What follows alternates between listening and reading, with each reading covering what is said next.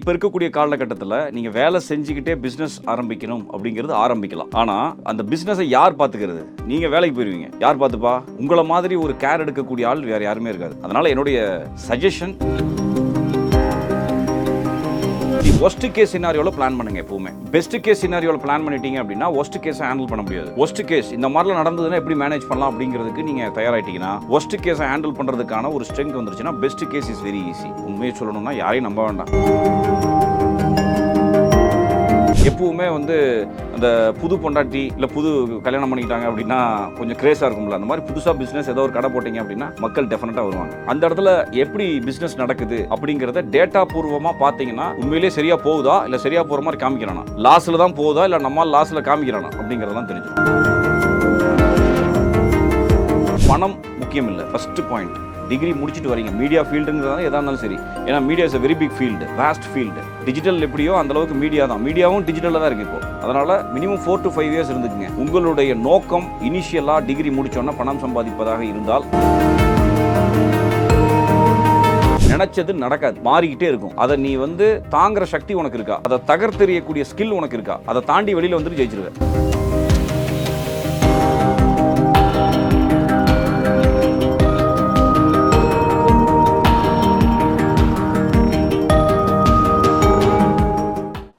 அன்பு நேயர்களுக்கு வணக்கம். இன்று நம்மளுடைய நிகழ்ச்சிக்கு தொழில் ஆலோசகர் ராஜா ராமசுந்தரம் இணைஞ்சிருக்காங்க. தொழில் சம்பந்தமான நிறைய விஷயங்கள் கேட்டு தெரிஞ்சுக்க போறோம். சார் வணக்கம். சார் வணக்கம். எப்படி இருக்கீங்க? ரொம்ப நல்லா இருக்கும். நீங்க எப்படி இருக்கீங்க? நல்லா இருக்கேன் சார். சார், இப்போ உங்களுடைய வீடியோ இன்ஸ்டாகிராமில் நிறைய டைமில் வைரல் ஆயிருக்கு. அது நானே பார்த்துருக்கேன். நானும் உங்களுடைய வீடியோவில் நிறையா கற்றுக்கிட்டு இருக்கேன் அப்படின்ட்டே நான் சொல்லலாம். இப்போ எல்லா வீடியோலையுமே நீங்கள் சொல்லிகிட்டு இருக்கக்கூடிய ஒரு விஷயம் மணி இஸ் மோர் இம்பார்ட்டன்ட் அப்படின்னு. அது சொல்கிறதுக்கு உண்டான பேசிக்கான காரணங்கள் என்ன? ஃபஸ்ட்டு நீங்கள் இப்போ இங்கே இருக்கீங்க அப்படின்னாலும் அது காரணம் பண்ணி தான், நான் இங்கே இப்போ இருக்கனாலும் அது காரணம் பண்ணி தான். It is very simple. Business அப்படிங்கிறத மட்டும்தான் கோராக ஃபோக்கஸ் பண்ணி நான் போயிட்டுருக்கேன். பிஸ்னஸில் முக்கியமாக இப்போ தேவைப்படக்கூடியது மணி. இப்போது நாங்கள் எஸ்பெஷலி அட்ரஸ் பண்ணக்கூடியது start up, small and medium scale enterprises. அவங்களுக்கு பிராண்டிங் அப்படிங்கிற இடம் போகிறதுங்கிறதுக்கு மணி தேவை.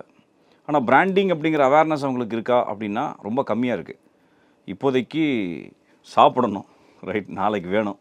அதனால் money is core for both employer as well as employee. That is the basic idea. சரி, இன்றைக்கி இருக்கக்கூடிய ஒரு காலகட்டத்தில் ஐடியில் வேலை பார்க்கக்கூடிய ஒரு நபர், அவருக்கு ஒரு 35 வயசு இருக்குது. அவர் அந்த மாத வருமானத்தை நம்பி தான் லைஃப்பை ரன் பண்ணுறாரு. இது இல்லாமல் அடிஷ்னலாக 2வது வருமானத்துக்கு ஏதாவது நான் வழி பண்ணிக்கணும் அப்படிங்கன்னு முடிவெடுத்து ஒரு டீ கடை, பிரியாணி கடை, இந்த மாதிரியான விஷயங்கள் ஸ்டார்ட் பண்ணுறாரு. அப்போது அவர் தொழிலில் என்னென்ன விஷயங்கள் பண்ணணும், என்னென்ன விஷயங்கள் பண்ணக்கூடாது? ஃபஸ்ட்டு 2வது வருமானம் ஐடி எம்ப்ளாயி வேணும் அப்படின்னா கல்யாணம் ஆகலைன்னா கல்யாணம் பண்ணிக்கிங்க. ஐடி எம்ப்ளாயிக்கு ஆப்வியஸ்லி அவங்களும் ஒரு ஐடியாக இருந்தால் அவங்களும் கல்யாணத்துக்கு அப்புறம் வேலைக்கு போயிடுவாங்க. ஐடி நீங்கள் படிச்சிருக்கீங்க, அவங்களும் ஐடி இல்லை, நான் ஐடியாக இருந்தாலும் அவங்கள வேலைக்கு அனுப்பலாம். இதான் புத்திசாலித்தனம். ஏன்னா இப்போ இருக்கக்கூடிய காலகட்டத்தில் நீங்கள் வேலை செஞ்சுக்கிட்டே பிஸ்னஸ் ஆரம்பிக்கணும் அப்படிங்கிறது ஆரம்பிக்கலாம். ஆனால் அந்த பிஸ்னஸை யார் பார்த்துக்கிறது? நீங்கள் வேலைக்கு போயிருவீங்க, யார் பார்த்துப்பா? உங்களை மாதிரி ஒரு கேர் எடுக்கக்கூடிய ஆள் வேறு யாருமே இருக்காது. அதனால் என்னுடைய சஜஷன், ஒன்று பிஸ்னஸ் பண்ணுங்கள், இல்லாட்டி வேலை செய்யுங்க.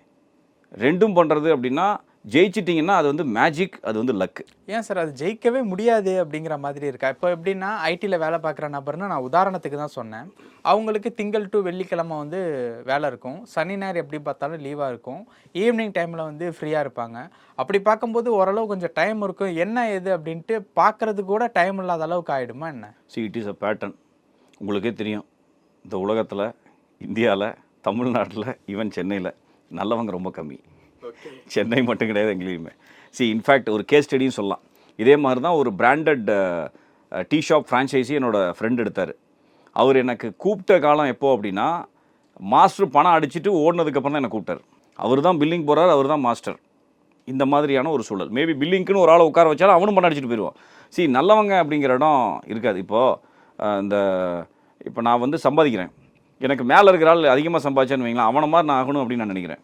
அப்படி இருக்கும்போது என்ன பண்ணிடுறேன், ஓனர் மாதிரி ஆயிடுறேன், அதுக்கப்புறம் ஓனர் ஆயிடுறேன். ஆப்போசிட்டில் கடை போடுற காலம் தான் அதிகமாக இருக்குது. அதனால் நான் என்னுடைய ஃபிசிக்கல் ப்ரெசன்ஸ் என்னோடய பிஸ்னஸில் இல்லை அப்படின்னா நான் பிஸ்னஸ் பண்ணுவேன், ஆனால் ப்ராஃபிட் வேறு யாரும் அனுபவிச்சுட்டு போவாங்க. நான் தான் சொல்கிறேனே, நீங்கள் ஜெயிக்கலாம், அது லக்கு தான் பியூர்லி. ஏன்னா இப்போ உங்களுக்கே தெரியும், நீங்கள் வந்து பார்ட் டைம் அப்படின்னு போனால் இன்னொரு கார்ப்பரேட் கம்பெனி ஆரம்பிக்க போகிறாரு. ஐடி எம்ப்ளாயி இன்னொரு கார்ப்பரேட் கம்பெனி ஆரம்பிக்கிறாருன்னா அப்புறம் இங்கே வரவே வேண்டாமே அவர். அப்படி இருக்கும்போது என்னுடைய 100% டைம் அங்கே கொடுக்குற மாதிரி இருந்தால் we can ஸ்டார்ட். இல்லாட்டி நம்பகமான ஒரு நபர், அதுவும் ஒய்ஃபு இல்லை அப்பா அந்த மாதிரி யாராவது இருந்தால் ஓகே. அதுவும் வேறு யாராவது சொந்தக்காரன் வரான் அப்படின்னா சொந்தக்காரனை சேர்த்தாதீங்கன்னு நான் நிறையா சொல்லியிருக்கேன். ஃப்ரெண்டு சார், ஃப்ரெண்டு அதான் தெரியல. நான் அதான் சொல்கிறேனே, இப்போ நீங்களே ஃப்ரெண்டே வச்சு ஆரம்பிக்கிறீங்க, ஃப்ரெண்டு பார்க்குறாரு, அவரை பார்த்துக்க போடுறீங்க. அவர் நல்லாவும் பார்த்துக்கலாம், இல்லை நல்லாவும் பார்க்கலாம், தெரியவே தெரியாது இன்னுமே. ஒஸ்ட் கேஸ் சினாரியோவில் பிளான் பண்ணுங்கள் எப்போவுமே.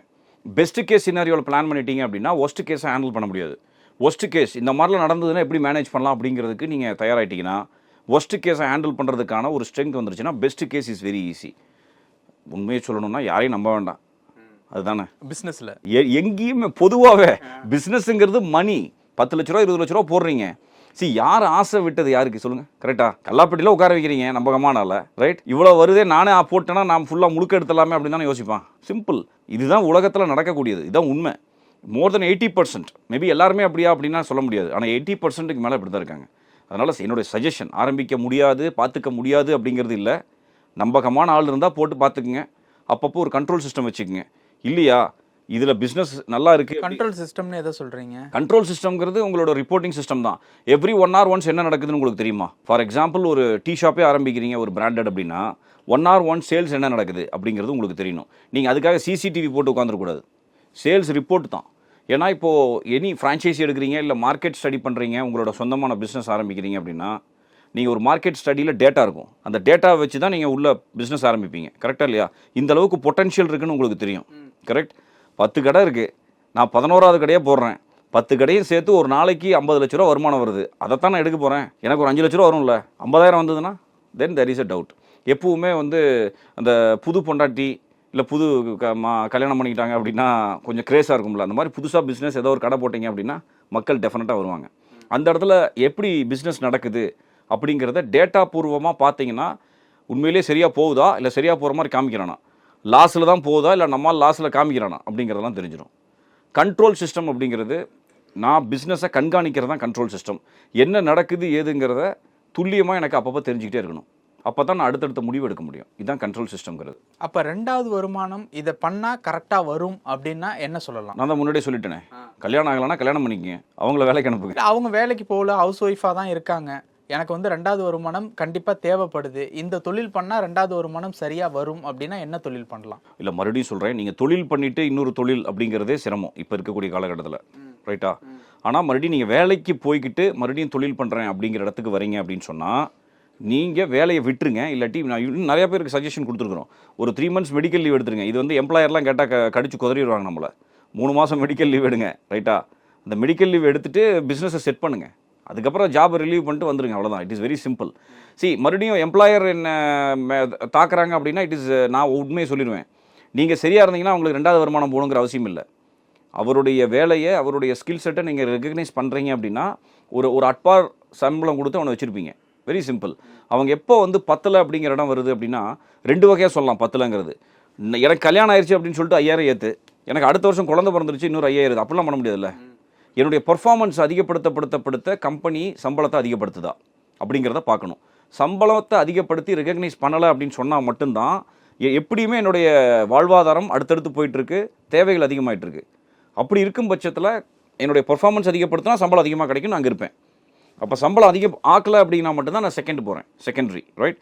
2 ஆப்ஷன். ஒன்று, பிஸ்னஸ் ஆரம்பிக்கிறதுங்கிறது அவ்வளோ சர்வசாதாரணமான காரியம் இல்லை, அதுவும் வேலை செஞ்சுட்டு பண்ணுறது. இதை தாண்டி ஆன்லைனில் நிறைய ஆப்பர்ச்சுனிட்டிஸ் இருக்குது, ரைட்? இப்போ ஃபார் எக்ஸாம்பிள் இப்போ டிஜிட்டல் மார்க்கெட்டிங் அப்படிங்கிற இடம் வந்து ரொம்ப கிரேஸில் இருக்குது இப்போ, ரைட்டா? இப்போ டிஜிட்டல் மார்க்கெட்டிங் கோர்ஸ் படிங்க, வெரி சிம்பிள் கோர்ஸ். ஒரு 5 நாள் இருந்தால் உங்களுக்கு ஒரு பேசிக்ஸ் டிஜிட்டல் மார்க்கெட்டிங் கிடச்சிரும். இன்னொரு 5 நாள் எடுத்திங்கன்னா அட்வான்ஸ் கோர்ஸ் முடிச்சிடலாம். ஃபுல் ஃப்ளெஜ்டாக ஒரு 10 நாள் இறங்குனீங்கன்னா daily 3 hours you will become an expert in digital marketing. That can be done. அந்த மாதிரி டிஜிட்டல் மார்க்கெட்டிங்கில் சைன் பண்ண ஒரு சில நபர்களுடைய பேர் சொல்ல முடியுங்களா? என்னவே சொல்லலாம். என் வேலை டிஜிட்டல் மார்க்கெட்டிங் கிடையாது, ஆனால் டிஜிட்டல் மார்க்கெட்டிங் எனக்கு நான் அவுட் சோர்ஸ் பண்ணியிருக்கேன் ஒரு 2 பேரை. அவங்கள வேலை வாங்கணும்னா நான் டிஜிட்டல் மார்க்கெட்டிங் கற்றுக்கணும், நான் கற்றுக்கிட்டு பண்ணியிருக்கேன். என்னோட ஃப்ரெண்டு வந்து இருக்காங்க கோயம்புத்தூரில் இருக்காங்க, ரஃபி அப்படின்னு சொல்லிட்டு, அவருமே டிஜிட்டல் மார்க்கெட்டிங்கில் தான் எக்ஸ்பர்ட்டு. நீங்கள் மறுபடியும் டிஜிட்டல் மார்க்கெட்டிங், டிஜிட்டல் தான் கோர், கரெக்டாக? ஃபுல்லாகவே ஆக்கிரமிப்பு பண்ணியிருக்கிறது டிஜிட்டல் மார்க்கெட்டிங் தான். நீங்கள் காத்தால ஒரு 3 to 4 hours டைம் இருக்குது, தென் சாயந்தரம் உங்களுக்கு ஒரு 3 to 4 hours டைம் இருக்குது அப்படின்னா you can become a freelancer. ஆன்லைன்லேயே கோர்ஸ் கண்டக்ட் பண்ணிட்டீங்க, நீங்கள் அட்டன் பண்ணிட்டீங்க அப்படின்னா ஆன்லைன்லேயே உங்களுக்கு ப்ராஜெக்ட்ஸ் கொடுக்குறாங்க. Not only in digital marketing, content development அப்படிங்கிற இடத்துல கொடுக்குறாங்க, டிசைனிங் அப்படிங்கிற இடத்துல கொடுக்குறாங்க. நிறைய இருக்குது, எல்லாமே டெக்னாலஜி பேஸ்ட் இருக்குது. நீங்கள் ஃபுல் டைமாக ஒர்க் ஃப்ரம் ஹோம் பண்ணணுங்கிற அவசியம் இல்லை. ஃபுல் டைமாக நீங்கள் ஃபிசிக்கல் ஜாப் போகிறீங்க அப்படின்னா you have 3 hours 3 hours 6 hours 6 ஹவர்ஸில் ஆன்லைனில் ஒர்க் பண்ண முடியுமா அப்படிங்கிறத பாருங்கள். மறுபடியும் ஒர்க் பண்ணிவிட்டு பிஸ்னஸ் அப்படிங்கிற இடம் நான் சஜஸ்ட் பண்ணல. That is not right at all. Because 80% or false people, தூக்கிட்டு போயிடுவாங்க. அதுக்கப்புறம் குய்யோ முறையோன்ட்டு 10 லட்ச ரூபா போட்டு லாஸ் பண்ணிட்டு உட்காராதீங்க. இது என்னுடைய சஜஷன். ரெண்டாவது, நான் சும்மா நாச்சுக்கு சொல்ல, நிறைய அனுபவிச்சிருக்காங்க, அனுபவிச்சுட்டு பட்டு பணத்தை தொலைச்சிட்டு வந்தவங்க தான் அதிகம். எம்ப்ளாயி ஒரு 20 வயசுல காலேஜ் முடிச்சுட்டு ஒரு கம்பெனிக்கு போகிறாங்க, இல்லை ஒரு 24-25 வயசில் இருக்கக்கூடிய ஒரு எம்ப்ளாயி அந்த கம்பெனி கிட்ட என்னென்ன விஷயங்கள்லாம் எதிர்பார்க்குறாங்க? ஃபார் எக்ஸாம்பிள் மீடியா ஃபீல்டு எடுத்துக்கோமே. ஒரு படிப்பு முடிச்சுட்டு ஒரு 2-3 கம்பெனியில் ஒர்க் பண்ண ஒரு நபர் 3வது ஒரு கம்பெனிக்கு போகும்போது என்னென்ன விஷயங்கள்லாம் எதிர்பார்க்குறாங்க அப்படின்னு நீங்கள் நினைக்கிறீங்க? ஃபஸ்ட்டு இந்த 24-25 வயசு அப்படிங்கிற இடம் ஒன்று சொல்கிறீங்க. ஆமாம், ரைட். நீங்கள் 2-3 கம்பெனி ஒர்க் பண்ணிட்டு 4வது கம்பெனி போகிறதே முட்டாள்தனம். ரைட்டா? முதல்ல அதை நிப்பாட்டணும். It's very simple. ஒரு கம்பெனியில் 4 வருஷம் இருக்க முடியலன்னா நீ என்னத்தை வேலை செய்ய போகிறேன்னு தெரியல. அவங்களே தூக்குனாங்கன்னா நீங்கள் அவங்கள, அது அடுத்த கதை, அது வேறு கதை. நீ தூக்குனாங்க அப்படின்னா நல்லா புரிஞ்சுக்கங்க. ஒன்று அவங்க பிரச்சனை, எம்ப்ளாயர் பிரச்சனை, கம்பெனியே ரன் பண்ண முடியலன்னா that is a different ball game. நீங்கள் ஏதாவது பர்ஃபார்மன்ஸ் சரியில்லை, தப்பு பண்ணிட்டான், தூக்கிட்டான் அப்படின்னா 2 பக்கம் இருக்கணும். ஏன்னா நம்ம எம்ப்ளாயிக்கே சப்போர்ட் பண்ணிட்டு எம்ப்ளாயரை ப்ளேம் பண்ணக்கூடாது, வைஸ் வர்ஸா. இது ரெண்டுமே பண்ணக்கூடாது. கரெக்டாக? நீங்கள் 2-3 கம்பெனி, ஒவ்வொரு கம்பெனியுமா தூக்குற மாதிரி இருக்கும். அப்போ நீங்கள் கம்பெனியில் சேரும்போது அது எப்படி இருக்குது, எத்தனை வருஷமாக இருக்குது எப்படிங்கிறதெல்லாம் அனலைஸ் பண்ணுறது இல்லை. திறந்தால் உள்ளே போயிடுறது. இப்படி நடந்தால் எப்படி? அப்புறம் 2-3 வருஷம் மாறி ஈவன் எனக்கு ஒரு ப்ரொஃபைல் வந்தது. 6 வருஷத்தில் 7 கம்பெனி மாறி இருக்கேன். அவனை வேலைக்கு எடுப்பீங்களா? ஏன்டான்னு கேட்டால் 1000 ரூபா சம்பளம் ஏற்றுனா நான் போயிட்டேன் அப்படின்றான். ஒவ்வொரு தடவையும் இப்படி தான் பண்ணியிருக்கான். அவன் 35,000 சம்பளம் கேட்குறான். இப்போ அவங்க ப்ரொஃபைலே எடுத்துக்க மாட்டோம். மறுபடியும் என்ன பொறுத்த வரைக்கும் மினிமம் 4 to 5 years ஒரே கம்பெனியில் இருங்க. மறுபடியும் வெரி சிம்பிள். பணம் முக்கியம் இல்லை. ஃபஸ்ட்டு பாயிண்ட், டிகிரி முடிச்சுட்டு வரீங்க. மீடியா ஃபீல்டுங்கிறதால எதாக இருந்தாலும் சரி. ஏன்னா media is a very big field, vast field. Digital எப்படியோ அந்தளவுக்கு மீடியா தான். மீடியாவும் டிஜிட்டலில் தான் இருக்குது இப்போது. அதனால் மினிமம் 4 to 5 years இருந்துக்குங்க. உங்களுடைய நோக்கம் இனிஷியலாக டிகிரி முடித்தோன்னா பணம் சம்பாதிப்பதாக இருந்தால் நீங்கள் மாறிட்டே இருப்பீங்க, தொழிலை கற்றுக்க முடியாது. உங்களுடைய நோக்கம் தொழில் கற்றுக்கிறதாக இருந்தால் மினிமம் 4 to 5 years இருங்க. நீங்கள் 4 வருஷத்தில் 3 கம்பெனி மாறிட்டேன், அடுத்த கம்பெனியில் என்ன எதிர்பார்க்குறது அப்படின்னு சொன்னால், நீங்கள் முதல்ல அந்த கம்பெனியில் 4 வருஷம் இருக்கணுங்கிறத முதல்ல நான் எதிர்பார்க்கணும் ஆஸ் அன் எம்ப்ளாயி. அதுதான். ஏன்னா அவங்கள கன்சிடரே பண்ண மாட்டாங்க, ஃப்ரெஷராக தான் கன்சிடர் பண்ணுவாங்க. யோசிச்சு பாருங்கள், 3 வருஷம் 3 கம்பெனி, ஹூ வில் டேக்? நீங்கள் இந்த உங்கள் கம்பெனிக்கு வந்தீங்க எடுப்பீங்களா? எடுக்க மாட்டீங்க. நானுமே எடுக்க மாட்டேன். கரெக்டாக இல்லையா? ஸோ அதுவே ஒரு கான்ட்ரவர்சியாக இருக்குது. ஸோ எக்ஸ்பெக்டேஷன் அப்படிங்கிற இடம் மேபி ஏதாவது ஒரு ப்ராப்ளத்தினால நான் வரேன் அப்படின்னு சொன்னால் நீங்கள் மறுபடியும் அது இந்த ப்ராப்ளம் இங்கே வரக்கூடாது அப்படிங்கிறதே உங்களால் எதிர்பார்க்க முடியாது. பாலிடிக்ஸ்னு கம்பெனி விடுறேன், நீங்கள் அடுத்தது பாலிடிக்ஸ் என்ன பண்ணுவீங்க? இப்போ கூட ஒரு ரீல் ரிலீஸ் பண்ண நீங்கள் கண்டினியூஸாக பார்த்துட்டு இருக்கீங்க. பாலிடிக்ஸ் எல்லா பக்கமும் இருக்குது. பார்த்தீங்களா? ஒன்று பாலிடிக்ஸ் பண்ண கற்றுக்க, இல்லாட்டி சும்மா இல்லைனா ஒர்க்கை மட்டும் பாரு, ஒர்க்கை பாரு, தொழிலை பாரு. தொழிலை கற்றுக்கிறதுல யாருமே ஒரு 4 to 5 years பண்ணுறதே இல்லை. மரத்துக்கு மரம் தாவறாங்க 500-1000 கொடுத்தா. This is not fair enough. அப்புறம் எம்ப்ளாயர் சரியில்லை, மேனேஜர் சரியில்லை. இதுதான் மிகப்பெரிய பிரச்சனையாகவே இருக்குது. எனக்குமே நிறைய மெசேஜஸ் வரதே இவங்க சரியில்லை, அவங்க சரியில்லை. நீ சரியில்லைன்னு சொல்கிறாலே முதல்ல சரியில்லை. ஸோ ஷிஃப்டிங் அப்படிங்கிறத முதல்ல நினைப்புங்க. எக்ஸ்பெக்டேஷன் அப்படிங்கிறோட நீங்கள் தாவிட்டே இருக்கீங்கன்னா டோன்ட் எக்ஸ்பெக்ட் எனி திங். நீங்கள் எதிர்பார்க்கறது ஜென்மாலாம் நடக்காது. இன்ஃபேக்ட் நான் ஆஸ் அன் எம்ப்ளாயி 4 கம்பெனியில் எதிர்பார்த்து எதுவும் நடக்கலைன்னா நானே கம்பெனி ஆரம்பித்தாலும் நான் எதிர்பார்த்தது செய்ய முடியாது. எதிர்பாராததை எதிர்பார். Too much of distractions, too much of fluctuations will happen. Get ready for the unexpected happenings. நினச்சது நடக்காது, மாறிக்கிட்டே இருக்கும். அதை நீ தாங்குற சக்தி உனக்கு இருக்கா? அதை தகர்த்தெறியக்கூடிய ஸ்கில் உனக்கு இருக்கா? அதை தாண்டி வெளியில் வந்துட்டு ஜெயிச்சிருவேன். அவ்வளோதான். ஆனால் நமக்குன்னு ஒரு ஆசை இருக்கும்ல, நம்ம ஒரு உழைப்பை போடுறோம், அதுக்கு உண்டான உழைப்பு அந்த கம்பெனிக்கிட்டேருந்து நமக்கு கிடைக்க மாட்டேங்குது அப்படிங்கிற ஒரு ஏக்கம் இருக்கும்ல. நீங்கள் சொல்கிற அந்த பாலிடிக்ஸே அதை உடைக்கும். இங்கே பாலிடிக்ஸ்னால உண்மையாக ஒர்க் பண்ணுறவங்களுக்கு சரியான ஒரு அங்கீகாரம் கிடைக்கிறது இல்லை அப்படிங்கிற ஒரு ஏக்கம் இருக்கும்ல. அந்த ஏக்கத்துக்கு என்ன தான் பதில்? இதெல்லாம் இந்த ஏக்கம் படுறவங்களாம் யாராக இருப்பாங்க? நீங்களே சொல்லுங்கள். ஏக்கப்படுறவங்களாம் யார் இருப்பாங்க? வேலையில் ஃபோக்கஸே இல்லை உனக்கு. அப்போது நான் என்னுடைய ஃபோக்கஸ் என்ன, என்னோடய பர்பஸ் என்ன? வேலை கற்றுக்கிறது தானே. ஆமாம். நீ யார் பாலிடிக்ஸ் பண்ணுறான், யார் ப்ரமோஷன் கொடுக்குறான், எனக்கு ஏன் கொடுக்கல, இதை பார்க்கணுமா? ப்ரமோஷன் எதுக்கு? ப்ரமோஷன் அப்படிங்கிறது ஜஸ்ட் ஒரு ப்ரெஸ்டீஜ், ரைட்டா? ஜஸ்ட் ஒரு நேம் சேக், அவ்வளோதான். நான் தொழிலை அதே மறுபடியும் சொல்கிறேன், ஃபோக்கஸ் எங்கே உங்களுக்கு? யார் என்ன செய்கிறான் அப்படின்னு ஏன் ஜன்னலை எட்டி பார்த்துட்டே இருக்கிறீங்க? உங்களுக்கு இப்போ தொழில் கற்றுக்கிறதுக்கே வரலையா? அப்போ உள்ளே வரும்போதே நீங்கள் அதுக்காக வரல. டக்குன்னு எவனோ ஒருத்தர் திட்டானா மூட் அவுட் ஆகுறது. பாலிடிக்ஸ் பண்ணிட்டான்னா மூட் அவுட் ஆகுறது. இப்படிலாம் என்ன அர்த்தம்? நான் படித்த காலேஜில் பைப்பில் தண்ணி வரலன்னா ஸ்ட்ரைக் பண்ணுவாங்க, அடுத்த நாள் பைப்பில் தண்ணி வந்துருச்சுன்னு ஸ்ட்ரைக் பண்ணுவாங்க. எதுக்கு ஸ்ட்ரைக் பண்ணுறதுனே தெரியாது. நான் 10 மணிக்கு காலேஜ் போவோம், 11 மணிக்கு வந்துடுவேன். நீங்கள் எது எடுத்தாலும் குத்தம் அப்படின்னு சொன்னால் எப்படி தான் வாழ்க்கை நடத்துறது? மறுபடியும் too much of distractions, too much of unexpected happenings will happen in the world. Accept it. Your purpose is to learn. That's it. 4 years ஒரு இடத்துல இருங்க, தொழிலை கற்றுக்குங்க, வெளியில் வந்துட்டு முடிவு பண்ணுங்கள். மறுபடியும் இதே டொமைனில் வேறு கம்பெனிக்கு போகலாமா, இல்லை தொழில் தொடங்கலாமா, இது ரெண்டையும் ஓப்பன் பண்ணுங்கள். Very simple. இப்போது ஒரு கம்பெனி இருக்குது, ஒரு நிறுவனம் வந்து குறைந்த சம்பளத்துக்கு உண்டான ஆட்களை வந்து எடுத்து வேலை வாங்குறாங்க. அந்த குறைந்த சம்பளத்தை வச்சு இருக்கக்கூடிய ஆட்கள்கிட்ட வேலை வாங்குறதுனால அந்த ஒர்க் வந்து ஒரு குவாலிட்டியான ஒர்க்காக டெலிவரி ஆகுமா? அவங்க மார்க்கெட்டில் ஒரு நல்ல கம்பெனியாக சஸ்டெயின் பண்ணி நிற்க முடியுமா? இது வந்து ஒரு ஆரோக்கியமான நிறுவனத்துக்கு வந்து கரெக்டான விஷயமா? குறைஞ்ச சம்பளம் அப்படிங்கிறதுனால ப்ராடக்ட் குவாலிட்டி தப்பு அப்படின்னு சொல்லிட முடியாது. குறைஞ்ச சம்பளம் அப்படிங்கிறதுனால ஒரு தனி மனிதனுடைய பர்ஃபார்மன்ஸ் கம்மியாக இருக்குன்னு சொல்லிடவே முடியாது. It is very very simple. இப்போது நான் வந்து எங்கள் சொந்த ஊரில் நான் வேலை வேணும்னு சொல்கிறேன். ஓகே.